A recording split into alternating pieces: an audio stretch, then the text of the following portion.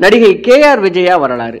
புன்னகை அரசி அப்படின்னு தமிழ்நாட்டு ரசிகர்களால் ரொம்ப அன்போடு அழைக்கப்படுகிற KR விஜயா அவருடைய சொந்த ஊர் எது? இவங்க நாடக நடிகையாக இருந்து முதல்ல சினிமாவுக்குள்ளே வந்தாங்க. இவங்க சினிமாவுக்குள்ளே வரும் பொழுது இவங்களை அழைத்து கொண்டு வந்தது யார்? வந்தவுடன் முதல் வாய்ப்பை யார் கொடுத்தது? அதற்கப்புறம் ரொம்ப குறுகிய காலத்திலேயே தமிழ் திரைப்படத்தில் ஜாம்பவான்களாக இருந்த MGR சிவாஜி அந்த 2 ஜாம்பவான்களுடன் தொடர்ந்து பல படங்களில் நடித்த பெருமை இவருக்கு உண்டு. அதற்கு என்ன காரணம்? இவங்க நாடக நடிகையாக தன்னுடைய வாழ்க்கையை தொடங்கி மிகப்பெரிய உச்சத்தை தொட்டதுக்கப்புறம் வாங்கிய சம்பளம் என்ன? அப்படி உச்சத்தில் இருக்கும் பொழுதே ரொம்ப முக்கியமான ஒரு கோடீஸ்வரரை இவர் திருமணம் செய்து கொண்டார். அவர் யாரு?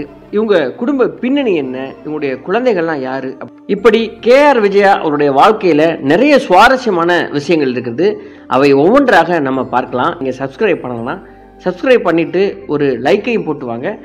தெய்வநாயகி அப்படிங்கிற இயற்பெயர் கொண்ட KR விஜயா அவர்கள் 1948ஆம் ஆண்டு நவம்பர் 30ஆம் நாள் கேரள மாநிலத்தில் உள்ள திருவனந்தபுரத்தில் பிறந்தார்.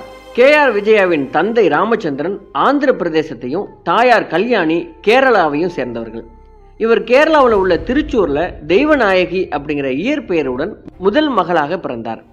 இவருக்கு வத்சலா, சாவித்ரி, சசிகலா, ராதா அப்படிங்கிற 4 தங்கைகளும் நாராயணன் அப்படிங்கிற ஒரு தம்பியும் இருக்கிறாங்க. இவர் தந்தை திருவனந்தபுரத்தில் நகை வியாபாரம் செஞ்சுட்டு வந்திருக்கிறார். பின்பு நகை வியாபாரத்தில் ஏற்பட்ட பெரிய நஷ்டத்தினால தமிழ்நாட்டில் உள்ள பழனி முருகன் கோவிலில் இவரது தந்தை ராமச்சந்திரன் கோவில் அலுவலராக வேலை பார்த்து வந்திருக்கிறார். KR விஜயா குடும்பம் பழனியில் இதன் காரணமாக குடியேறி இருக்கிறது. மேலும் இங்கு தான் KR விஜயா அவர்களுக்கு தனது விருப்ப கடவுளான முருகன் மீதும் தனது வாழ்க்கையை தீர்மானித்த நாடக நடிப்பின் மேலுள்ள ஆசையும் வளர தொடங்கி இருக்கிறது. ஆரம்ப காலத்தில் நாடக குழுவிலையும் சில மேடை நாடகங்களையும் நடித்து வந்த இவர் திரைக்கு வந்த பிறகு நடிகர் MR ராதாவால் விஜயா அப்படின்னு அவரது பெயரை மாற்றி வைக்கப்பட்டிருக்கிறார். இதை தனது தாய் தந்தையின் முதல் எழுத்தை சேர்த்து KR விஜயா அப்படின்னு இவர் மாற்றி இருக்கிறார். KR விஜயா அவர்கள் தன்னுடைய குழந்தை பருவத்தை பழனியில் கழித்திருக்கிறார். 11 வயதிலிருந்தே நாடகங்களில் நடிப்பதில் அதிகமான ஈடுபாடு கொண்டவராக அவர் இருந்திருக்கிறார். ஒரு காலகட்டத்திற்கு பிறகு அவருடைய நாடக நடிப்பில் ரொம்ப ஈர்க்கப்பட்ட SM குமரேசன் அப்படிங்கிற நடிகர், நீங்கள் சென்னைக்கு வந்தால் நடிக்க வாய்ப்பு தருவேன் அப்படின்னு அவர் சொன்னதுனால இவங்க குடும்பம் பழனியிலிருந்து சென்னைக்கு குடிபெயர்ந்திருக்கிறாங்க. சென்னைக்கு வந்து சேர்ந்த இவர் சினிமாவில் நடிப்பதற்காகத்தான் தெய்வநாயகி அப்படிங்கிற தன்னுடைய பெயரை KR விஜயா அப்படின்னு மாற்றி இருக்கிறார். அதன் பிறகு இயக்குனர் KS கோபாலகிருஷ்ணன் என்பவர்கிட்ட அறிமுகம் செய்து வைக்கப்பட்ட அவர் 1963ஆம் ஆண்டு கற்பகம் அப்படிங்கிற திரைப்படத்தில் கதாநாயகியாக தமிழ் சினிமாவில் அறிமுகமானார். அவருடைய முதல் படமே அவருக்கு மாபெரும் வெற்றியை பெற்று தந்ததால அதனை தொடர்ந்து நிறைய பட வாய்ப்புகள் வர தொடங்கி இருக்கிறது. இப்படி திரைக்கு வருவதற்கு முன்பு சில விளம்பர படங்களையும் நடித்திருக்கிறார். அதுல மிகவும் பிரபலம் அடைந்தது தமிழக அரசால காசநோய் விழிப்புணர்வு சம்பந்தப்பட்ட ஒரு படம் மக்களிடையே பெரும் புகழவருக்கு தேடி கொடுத்திருக்கிறது. இந்த நாடகத்துல KR விஜயா நடித்திருந்தது பலரையும் சென்று சேர்ந்திருக்கிறது. இதை தவிர உட்வாஷ், டர்மிக் பவுடர், சிம்சன் சாக்லேட், மூவ் ஆயில்மெண்ட் ஆகிய விளம்பர படத்திலையும் நடித்திருக்கிறார். இத்தனை படத்தில் நடித்திருந்தாலும் மக்களிடையே தோன்றிய ரொம்ப பிரபலமான ஒரு விளம்பரம் அப்படிங்கிறது மூவ் ஆயில்மெண்ட் விளம்பரத்தில் கோபக்காரி சுமதியாக வரும் கதாபாத்திரத்தை நடித்த KR விஜயாவுக்கு பெரும் புகழை இந்த விளம்பரம் தேடி தந்தது. இதுதான் கொண்டு போய் மக்கள்கிட்ட சேர்த்தது அப்படின்னு சொல்லலாம். அந்த மூவ் ஆயில்மெண்ட் விளம்பரத்தில் KR விஜயா மகளாகவும் சரோஜா தேவி தாயாகவும் வரும் அந்த காட்சியில் சரோஜா தேவி அவர்கள், ஐயோ அப்பா இடுப்பெல்லாம் வலிக்குதுடி, ஏதாவது மருந்து இருந்தால் தேய்ச்சி விடு அப்படின்னு சொல்லுவார்.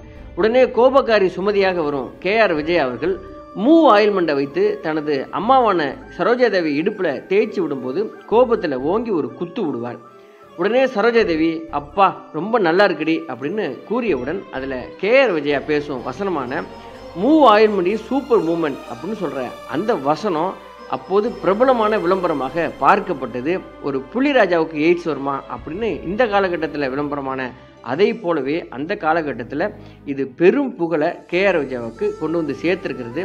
இந்த புகழின் வெளிச்சம்தான் சினிமாவில் இவருக்கு வாய்ப்பு கிடைப்பதற்கும் ஒரு கதவை திறந்திருக்கிறது அப்படின்னு சொல்லலாம். இந்த விளம்பரமானது KR விஜயாவை பற்றி பேசுகிற ரசிகர்கள் முன்னணி கதாநாயகி எல்லாம் முதுகில் ஒரு குத்தி சுளுக்கு எடுத்து விட்டு முன்னணிக்கு வந்த கதாநாயகி அப்படின்னு ரசிகர்கள் பேசும்படி செய்தது. MGR, Sivaji Ganesan, Gemini Ganesan, SS Rajendran, Muthuraman, AVM Rajan, Jaishankar, Ravichandran ஆகிய பிரபல நடிகர்களுடன் சேர்ந்து நடிக்க ஆரம்பித்தார். அது மட்டும் இல்லாமல் தமிழ் திரையில் இவர் நடித்த ஆரம்ப காலத்தில் பல வில்ல நடிகர்களான RS Manohar, SA Asokan, K Balaji ஆகியோருடன் கதாநாயகியாகவும் இவர் நடித்திருக்கிறார்.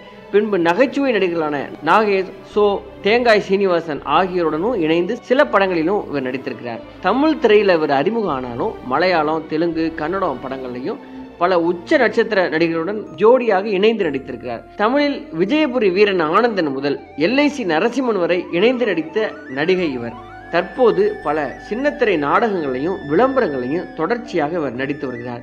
இவர் திரைக்கு வந்த அந்த காலத்திலேயே 1966ஆம் ஆண்டு அன்றைய பிரபல திரைப்பட தயாரிப்பாளரும் தொழிலதிபருமான சுதர்சன் வேலாயுதம் நாயர் அப்படிங்கிறவரை இவர் காதல் திருமணம் செய்து கொண்டார். இவங்களுக்கு ஹேமலதா அப்படிங்கிற ஒரு மகள் இருக்கிறாங்க.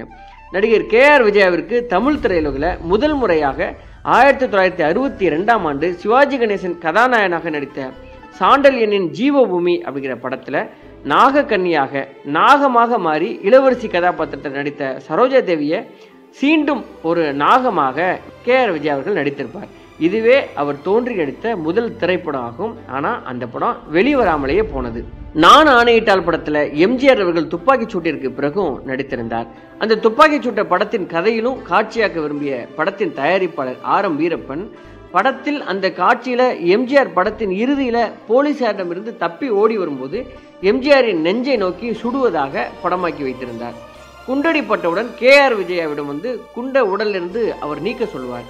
அப்போது கத்தியால் சாமர்த்தியமாக MGRின் நெஞ்சிலிருந்து குண்டை நீக்குவதாக ஒரு காட்சியை அவங்க படமாக்கியிருக்கிறாங்க. ஆனால் இது சென்சார் போர்டுனால நிராகரிக்கப்பட்டிருக்கிறது. இதை காட்சிப்படுத்தினா பெரிய பிரச்சனை ஆகும் அப்படின்னு இதை தவிர்க்க சொல்லியிருக்கிறாங்க. அதனால இந்த குண்டடி காட்சியை மாற்றி படத்தில் MGRக்கு பதிலாக அவருடன் இணைந்து போலீசாரிடமிருந்து தப்பி ஓடும் காட்சியில் சரோஜா தேவியும் சேர்த்து நடிக்க வைத்திருக்கிறார்கள். அதை வைத்து MGR நெஞ்சில் மீது விழும் குண்டடி காட்சியை மாற்றி சரோஜா தேவியின் நெஞ்சில் குண்டு பாய்ந்து அதை KR விஜயா கத்தியால குண்டை எடுப்பதாக மாற்றி காட்சி ஆக்கியிருக்கிறார்கள் படத்தின் இயக்குனரான சாணக்கியா அவர்கள். இவர் சினிமா துறையில நுழைந்தவுடன் வாங்கிய சம்பளம் சில நூறுகள், அதற்கப்புறம் புகழின் உச்சியில இருக்கும் பொழுது ஆயிரங்களை தொட்டிருக்கிறார். ஆயிரங்கள் அப்படிங்கிறது இன்றைக்கு உள்ள கோடிகளுக்கு சமம். இவர் பெரும் புகழை அடைந்த நிலையில இவர் உச்ச நட்சத்திரத்துடன் சேர்ந்து நடிக்கும் பொழுது 50,000 வரை சம்பளம் வாங்கியதாக சொல்லப்படுகிறது. தமிழ், தெலுங்கு, மலையாளம், கன்னடம் போன்ற தென்னிந்திய மொழிகளிலையும் தன்னுடைய கலைப்பயணத்தை தொடர்ந்த இவர் சுமார் 450க்கும் மேற்பட்ட திரைப்படங்களை நடித்து சினிமா ரசிகர்களின் மனதில் நீங்காத இடம் பிடித்திருக்கிறார். கற்பகம், கந்தன் கருணை, சரஸ்வதி சபதம், இதய கமலம், நம்ம வீட்டு தெய்வம், தங்கப்பதக்கம், திரிசூலம், கல்தூண், மிருதங்க சக்கரவர்த்தி, வாயாடி, திருடி, ரோசக்காரி, ராமன் எத்தனை ராமனடி, கந்தன் கருணை போன்ற படங்கள் இவரது நடிப்பில் வந்த முத்திரை பதித்த திரைப்படங்கள். தமிழ் சினிமாவில் கொடிகட்டி பறந்த MGR மற்றும் சிவாஜி அப்படிங்கிற 2 ஜாம்பவாங்களுடன் தொடர்ந்து பல படங்களில் நடித்த பெருமை இவருக்கு உண்டு. இவருக்கு இண்டஸ்ட்ரியில் ரொம்ப ராசியான நடிகை அப்படிங்கிற பெயர் இருந்ததுனால தொடர்ச்சியாக பெரிய பட்ஜெட் படங்களையும் உச்ச நட்சத்திரங்கள் படங்களையும் இவரை பயன்படுத்தி கொண்டு வந்திருக்கிறாங்க. அதுவே இவர் நிறைய படங்கள் நடிப்பதற்கு காரணமாகவும் இருந்திருக்கிறது. நாடக நடிகையாக தன்னுடைய வாழ்க்கையை தொடங்கி பிறகு தமிழ் சினிமா ரசிகர்களால் புன்னகை அரசி அப்படின்னு புகழப்பட்ட KR விஜயா பெரும் புகழை அந்த இடைப்பட்ட காலத்தில் இவர் பெற்றிருக்கிறார். KR விஜயா அவருடைய கணவன் சுதர்சன் வேலாயுதம் நாயர் அவர்களுக்கு சொந்தமாக சுதர்சன் சிட்ஃபண்ட்ஸ் நிதி நிறுவனமும் சென்னை மற்றும் பெங்களூருவில் பல நட்சத்திர ஓட்டர்களும் இருந்தன. மேலும் சொந்தமாக கப்பல், விமானமும் ஏராளமான தொழில் நிறுவனங்களையும் இவர் திறம்பட நடத்தியிருக்கிறார்.